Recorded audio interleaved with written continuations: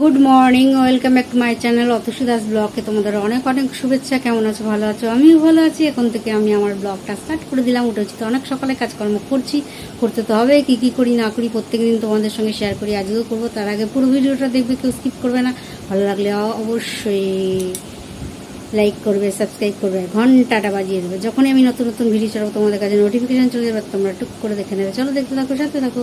Finally চলে এলাম রান্নার দিকে। আর সমস্ত সবজিগুলো খুব ভালো করে ধুয়ে কেটে রেখেছি। কী আছে বলে দিই। ঝিঙে আছে, আলু আছে, পেঁয়াজ আছে, টমেটো আছে। আর এই আজকে হবে ঝিঙে আলু দিয়ে মাছের ঝোল। আর এখানে মশলাটা বেটে নিয়েছি, আদা, পেঁয়াজ, কাঁচা লঙ্কা আর জিরে একসাথে বেটে নিয়েছি। চলো এবার ঝটপট করে রান্নাটা বসিয়ে দিই।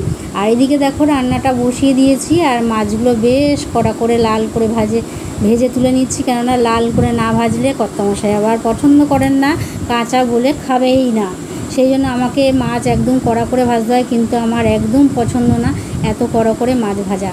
আর মাছ ভেজে তুলে রাখলাম। আর সেই তেলের মধ্যে একটু তেল দিয়ে ওর মধ্যে পেঁয়াজ, আলু, টমেটো সমস্তটা ভাজা করে নিয়েছি। দেখতেই পাচ্ছ টমেটোগুলো একটু গলে গেছে। আর এই মাঝখানটায় এবার বাটা মশলাটা দিয়ে দেবো। আর বাটা মশলাটা দিয়ে বেশ ভালো করে মশলাটা কষাতে হবে। রোজই বলি তোমাদের, মশলা যত ভালো কষানো হবে তত ভালো রান্না হবে, রান্নার স্বাদও তত বেশি হবে। চলো ঝটপট করে এবার কষানোটা কষিয়ে নিই। যখন তেলটা ছেড়ে আসবে তখন এর মধ্যে আমি গরম জল দিয়ে দেবো। আর এর মধ্যে একটু নুন, একটু হলুদ সেইগুলোও দিতে হবে, কেননা নুন হলুদ দিলে সেই টেস্ট তো হবে না। হলুদ দিতে হবে কালারের জন্য, আর নুন দিতে হবে স্বাদের জন্য। চলো আমার নুন হলুদ তো দিয়ে দিয়েছি। এবার এর মধ্যে আমি ভালো করে মিশিয়ে নেবো। এই নুন আর হলুদটা খুব ভালো করে মিশিয়ে আস্তে আস্তে কষাতে হবে। যতক্ষণ না কষানো হবে ততক্ষণকে এর মধ্যে গরম জল দেবো না। এদিকে দেখতে পাচ্ছ আমি ভাতও বসিয়ে দিয়েছি, ভাতটা হয়ে এসছে। আর বেশি কিছু আজকে রান্না করব না, মাছের ঝোল আর ভাত, আর আছে সাথে চিকেন ঘুগনি। তো সুতরাং আর কি লাগে, আর তো কিছু লাগে না। তারপরে সেদ্ধ তো আছেই, উচ্ছে সেদ্ধ, কুমড়ো সেদ্ধ। আর দেখো জল দিয়ে দিয়েছি, আর ওর জল ফুটেও এসছে, একদম হয়ে এসছে। ওর মধ্যে ভাজা ঝিঙেটাও দিয়ে দিয়েছি। ঝিঙেটাও ভেজে তুলে রেখেছিলাম, মাছটা যখন ভেজে তুলে রেখেছিলাম তার সাথে ঝিঙেটাও ভেজে তুলে রেখেছিলাম। ঝিঙেটা যদি আগেই দিয়ে কষাতাম তাহলে একদম ঝিঙের আর চিহ্ন খুঁজে পাওয়া যেত না। সুতরাং মাছের ঝোল, পাতলা মাছের ঝোল ঝিঙে আলু দিয়ে বেশ আমার খেতে বেশ ভালো লাগে। পটলের থেকেও ঝিঙেটা আমার খেতে ভালো লাগে। আর এদিকে মাছের ডিমটা ভেজে তুলে রেখেছি, দেখতেই পাচ্ছ আজকে কিন্তু মাছের ডিমও আছে। আর মাছের ডিমটা ভেজে তুলে নিয়েছি, বেশ ভালো খেতে, একটু ভাজা থাকবে সাথে, তাহলে তো ভালোই লাগে। এবার গরম গরম খেতে বসে যাব। আর দেখো গরম গরম খেতে বসে গেছি। এখানে ভাজা মাছের ডিম রয়েছে, আর এই দেখো, আর এইখানে মাছ নিয়ে নিয়েছি, আর আলু আর ঝিঙেগুলো সাইড করে নিয়েছি, আর ঝোলটা মাঝখানে নিয়ে নিয়েছি। ঝোলটা দিয়ে এবার ভাতটা মাখবো। কর্তামশাই খাওয়া হয়ে গেছে, আমার তো এবার শুরু করব। আর খাওয়া দাওয়া হয়ে গেল, খেয়ে দিয়ে উঠে বাসনগুলো মেজে এখন বেসিনে ধুয়ে নিচ্ছি। আর একজন তো খেয়ে দিয়ে উঠেই বেরিয়ে গেছেন, ওনার দাঁড়ানোর সিন নেই একদম। আর আমার এখন অনেক কাজ বাকি আছে, চলো ঝটপট করে কাজগুলো সেরে নিই।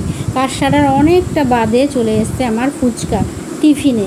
কিন্তু এখন আমি টিফিন খেতে পারবো না, কেননা এখন আমার দুটো হাত কেন সারা গা হাত পা আমার ধুলো। কেননা এখন আমি কি কাজ করছি সেটা তো মনে হয় বলে বোঝাতে পারবো না।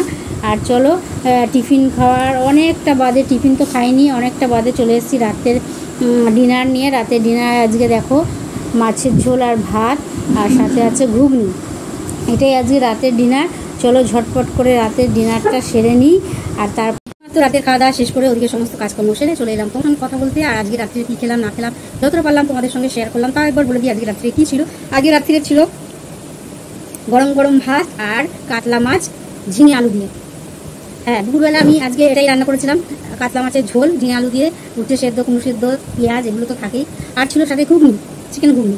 ব্যাস এটাই ছিল আজকের দুপুরের লাঞ্চ। আর রাত্রিবেলা কী খেলাম সেটা তোমাদের সঙ্গে শেয়ার করলাম। খেয়ে দিয়ে উঠে ওদিকে বাসন টাসন মেজে সমস্ত একটু কাজকর্ম সেরে চলে এলাম তোমাদের সঙ্গে কথা বলতে। এখন অনেক রাত হয়ে গেছে, মানে অন্য দিনের তুলনায়, অন্যদিন তো আমাদের রাত হয়, আজকে তার তুলনায় অনেকটা রাত হয়ে গেছে। এই কারণে রাত হয়েছে, একটু ঘরের কাজকর্ম করছিলাম। ঘরের আজকে খুব প্রয়োজনীয় একটা কাজ করছিলাম, সেই কাজটা কমপ্লিট হাতে নিয়েছিলাম, কমপ্লিট না করে অন্য কাজ করতে পারি না। সুতরাং আজকে টিফিন এনেছে আমার ফুচকা, সেই ফুচকাও আজকে ঠিকঠাক মতন খেতে পারিনি। ওই ফুচকা এনেছে, ফুচকা রয়ে গেছে, ওই ফুচকা খাওয়াই হয়নি, আনাই সার। তা আজকে সন্ধ্যাবেলা টিফিনও করা হয়নি, ওই কাজ যেহেতু কাজ হাতে নিয়েছি, আর কাজটা আমি শেষ না করলে অন্য কোনো কাজ ধরতে পারি না। ওই যতক্ষণ ওই কাজটা না শেষ হয়েছে, আর রাত অনেকটা রাত হয়ে গেছে, তারপরে গিয়ে চাল ভিজিয়েছি, তারপরে গিয়ে ভাত করেছি, তারপরে গিয়ে খেয়েছি। সুতরাং কতটা রাত হয়েছে তোমরা বুঝতেই পারছো। আর এত বিভৎস গরমের কথা আর কিছু বলার নেই। না স্নান করছি, নাইটিটা ভিজে যাচ্ছে, আবার সেটা ধুয়ে আবার অন্য আরেকটা নাইটি পড়ছে, এরকম করে ওই মানে সার্কেল মানে ঘুরছে, নাইটি ঘুরছে আর কি। ওইটা পড়ছে, ওটা পরে ওইটা পড়ছে, ওটা পরে ওইটা পড়ছে, ওটা ধুচ্ছে, এই করছি। যাই হোক, আর কিছু বলার পর নেই। হাত কাটা নাইটি বিশেষ খুব একটা নেই, কেননা কিনেছি কয়েকটা, এই বছরই প্রথম, কেননা এর আগে আমি কোনোদিন পরিনি। তা খুব উপকারী হয়েছে, মানে গরমে যা গরম, প্রচণ্ড পরিমাণে গরম, আর সুতরাং ওটা পরে অনেক রিলিফ, গরমের হাত থেকে বাঁচা যায়। আর নাহলে এখানে হাতটা আমার মনে হয় যেন অস্বস্তি লাগে, একটু হাওয়া বাতাস ঢোকে না। যাই হোক, চলো। সারাদিন মোটের উপর টুকটুক করে কাটলো। সন্ধ্যেবেলায় যে বললাম কী খেয়েছি না খেয়েছি, সন্ধ্যেবেলা আম খেয়েছিলাম, খেয়ে দিয়ে উঠে, দুপুরবেলা খেয়ে দিয়ে উঠে তো কত মাসে খেয়ে দিয়ে চলে গেছিলো। আর আমি একটা আম রেখে দিয়েছিলাম ফ্রিজের মধ্যে, বেশ ঠান্ডা হয়ে গেলে সেই আমটা কেটে বেশ পিস করে খেয়েছি। খুব, তোমরাও খাবে, দেখবে খুব ভালো লাগে। বেশ ঠান্ডা আমটা টুকরো করে কাটবে, কেটে খাবে, খেতে খুব ভালো লাগে, আমার তো ভালো লাগে। আর ওই যে ওই কাজ করছিলাম, কাজে আমার কথা মশাইকে একটু সহযোগিতা করতে বলেছিলাম, তো উনি সহযোগিতা করতে গেছিলেন, গিয়ে এমন টানাটানি করে মানে শুরু করে দিয়েছে যে জিনিসটা বলেছি একটুখানি ধরতে, যে আমি খুলবো, আর ওটা ধরে এমন করে টানছে, ভয়ও লাগছে যেন এখন ছিঁড়ে যায়। সুতরাং আমার বাবা দরকার নেই, আমি একা যতটা পারি, যদি নাও পারি তাও ভালো, টেরা হোক, বেঁকা হোক, সোজা হোক, আমি একাই করি। ওকে নিয়ে করতে গেলে আরও চিৎকার চেঁচামেচি হবে, মনে হবে যেন কী না কী হচ্ছে। এই হলো ব্যাপার। আমি বাবা, আমার কাজ আমি একাই করি, তোমার আমার সহযোগিতা করতে হবে না। তো বললাম, ও আরও মানে ভালোই হলো, কাজটা করতে হবে না, ব্যাস হাত মুখ ধুলো দিয়ে মোবাইল নিয়ে গল্প করতে লেগে গেল। গল্প করতে করতে করতে করতে এমন অবস্থা হলে ফোনটাই খারাপ করে দিল। সে ফোন আর অন হচ্ছে না, সে মনটা খারাপ হয়ে গেল। আর তখন দৌড়ে এসছে আমার কাছে, দেখো তো এটা হ্যাং হয়ে কী হয়ে গেল, কালো হয়ে গেল কেন, অন্য কালো হয়ে গেল কেন, আর কিছুতেই সেটা অন্য সত্যিকারে কিছুতেই অন্য ছিল। যাই হোক, আমি বললাম সারাদিন এরকম মোবাইলটা পেছনে টিপবে, আর কন্টিনিউ যতক্ষণ আমি কাটতে যাচ্ছি বগর মানে করে যাচ্ছে।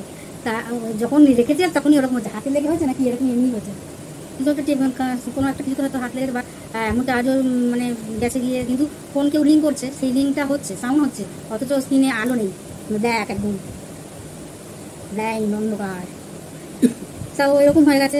ও মনে তো খুবই মনটা খারাপ, ওর মন খারাপ লাগবে, তার থেকে বেশি মনটা খারাপ লাগলো আমার, যে একটা আমাদের মতো গরিব মানুষ আমরা, সত্যি যে একটা ভালো মোবাইল কেনার তো সবসময় সামর্থ্য হয়ে ওঠে না। যাই হোক, এই মুহূর্তে যদি ফোন খারাপ হয়ে যায় তো, আর ও তো বিশেষ করে খুবই দরকারি লাগে, সারাক্ষণ ওর ফোন আসে, স্টুডেন্টরা করে যে খেলা ওখান থেকে করে, আর খুবই দরকারি ফোন, না হলে ফোন অনেক লোক ফোন পাবে না, মানে স্কুল থেকে সব জায়গা থেকেই ফোন করে, খুব খারাপই লাগছিলো। তারপরে আমি বললাম একদম ফোনটা নিয়ে টেপারিং করবে না, ফোনটা না হতে ফোনটাকে একটু রেস্ট দিতে দিই 5 মিনিট, ওটা রাখুক, আমি কাজটা সেরে নিই, আমি দেখছি কী হচ্ছে না হচ্ছে। তা বলাতে দৌড়ে গেছে, চলে গেছে দোকানে, যে কী হয়ে গেল, ফোনটা নিয়ে দোকানে চলে গেছে। এবং অত রাতে কি দোকান খোলা যায়? খোলা থাকে 10:30 11টা বেজে গেছে, 11টা বেজে গেছে, তখন 11টা বেজে গেছে, 11টা বেজে গেছে, তখন দোকান কি খোলা থাকে? আমি বলছি দাঁড়াক, আমি দেখবো, আমার হাতে দিল না, বিশ্বাস করবো না, দৌড়ে চলে গেল দোকান তো বন্ধ, কী করবে সে। আমি রিং করলাম, যে দেখছি রিং বাজছে, কিন্তু ও ধরতে পারছে, আমি বুঝতে পারলাম যে ও তো ধরতে পারছে না।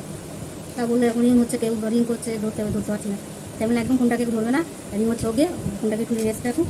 আর তারপর ও একটু ফোনটা রেস্টে রেখেছে, দিয়ে তোর মনের দুঃখে দিয়ে ঘুমিয়ে পড়েছে, নাক ডেকে ঘুমাচ্ছিল, মনে কষ্টও হয়েছে, ফোনটাকে বকাও দিয়েছি, ফোনটাকে রেখে তারপর ঘুমিয়ে পড়েছে।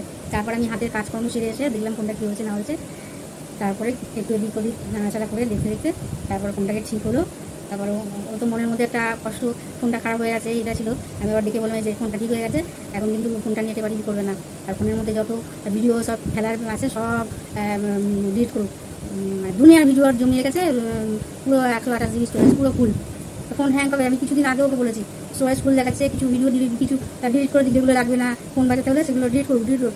আসল কথা ও পারে না, কী করবে, ডিলিট ওরকম ফোন অত ঘাটে না, ওই ফোন আসে, কথা বলে, একটু দেখে, একটু ভিডিও দেখে, গান ফোনে। যাই হোক, এই হলো ব্যাপার। তারপর এখন তো দেখছি আমি এবার ফোনটা চার্জে বসিয়ে দিই, তো চার্জে বসিয়ে দিল, ফুল চার্জ হয়ে গেলো। বললাম এখন টেপাটি করবে না, ফোনটাকে একটু চার্জ না থাকলে চার্জে বসিয়ে দিই। তারপর চার্জে কতক্ষণ চার্জে বসিয়ে দিয়েছে, মনটা একটু ভালো হয়েছে, দেখলাম মানে একটু খুশি, লাড্ডু ফুটলো, একটু মনটায় হাসি। মোবাইল বেশি চাপাচাপি করবে না। তারপরে মোবাইলটা চার্জ হলো, চার্জ হওয়ার পর খুলে বললাম যতগুলো ভিডিও আছে, যেগুলো লাগবে না, খুব প্রয়োজনীয় সেগুলো রাখবে, আর যেগুলো দরকার নেই, যেগুলো হয়তো ভিডিও ছেড়েছে সেই ভিডিওগুলো তো পেয়ে যাবে, ফেসবুকে বা কোথাও ছেড়ে থাকলে তাও পেয়ে যাবে, তো ভিডিওগুলো ডিলিট করে দিই। বসে দেখলাম, এগুলো আমি আবার খুলে রাখলাম, এই দেখুন 128 জিবি স্টোরেজ, পুরো ফুল, তো ফোন হ্যাং করবে না তো কী হবে। তারপরে মনে হয় বসে পারে না তো ডিলিট করতে, তারপর কোথা দিয়ে কী করবে আমি জিজ্ঞেস করলো, আমি বলে এখান দিয়ে করুক। আর ওরকম তো আর ওরকম বলে না, আমি পারি, ও পারে না বলা ভুল, ও যে পারে না আর আমি যে খুব পারি এরকমও না, আমিও পারি না, যে আমার ফোনে আমি টিপতে দেখতে মানে করতে করতে শিখেছি, কিন্তু ওর ফোনটাও তো অন্যরকম টাইপের, এক একটা ফোন তো এক এক রকমের হয়, ওর ফোনটাও ও জানবে, আমি তো জানবো না।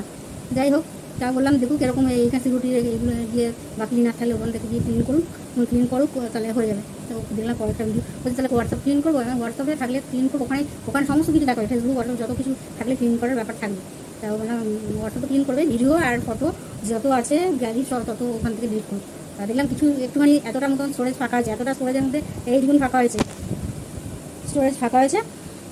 তা তারপরে বসে বসে করছিল, তাই বললাম থাক এখন আর করতে হবে না, যা হাত মুখ ধুয়ে আসুন, ভাত খেয়ে নিই, তারপরে বসে বসে করবো। তাই এখন সব ঠিকঠাক আছে, মনটা একটু খারাপ হয়ে গেছিলো হঠাৎ করে। যাই হোক, ওর মন থেকে বেশি খারাপ আমার মনটা হয়েছিল, ওর একটু 20-25 হাজার টাকার ফোন আমাদের কাছে অনেক অনেক মানে কী বলবো, কল্পনা ভাবারও বাইরে। যাই হোক চলো আর বকবক করবো না, আজকের মতন ব্লগটা এখানেই শেষ করি। Good night.